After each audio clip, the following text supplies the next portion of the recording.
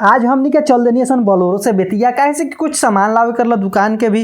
तो देखिए हमनी के रेडी होके और चल दे रही सन बोलोरो से। और रास्ता में देखिए है हमनी के एरिया में ही पड़ेला एगो बहुत बड़ा फैक्ट्री बाटे जौन की राइस मिल हटे। और देख सकता नहीं मिल कितना बेहतर तरीका से डिजाइन कल गई बा जौन की रउआ लोग पीछे वीडियो में देखबे कनी है। ओकरा बाद देखिए हमनी के मेन रोड से ही चल देनी सन काहे से कि बहुत दिन के बाद हमनी के मेन रोड बनल काहे से बहुत परेशानी झेलला के बाद। ओकरा बाद देखिए हमनी के बोलोरो में बनी और ओकरा बाद बोलोरो से ही जाते नहीं सन बेतिया। फाइनली बेतिया मार्केट में पहुंचनी सन तो देख सकता नहीं रोड पर के सीन लेनी है। ई हटे मीना बाजार के तरफ जाए वाला एगो रोड और जाम काफ़ी ज़्यादा रहला सटे और आगे भी देख सकता नहीं कितना जाम बाटे।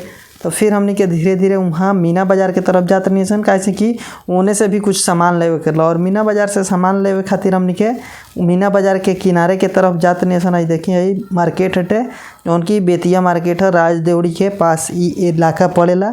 रउआ लोग बेतिया से बानी कि कहाँ से कमेंट करके बताई। और देखिए आगे हमनी के फाइनली मीना बाजार में चल गए नहीं सन। तो मीना बाजार के कुछ सीन और चली बाय फिर मिलत अगला वीडियो में।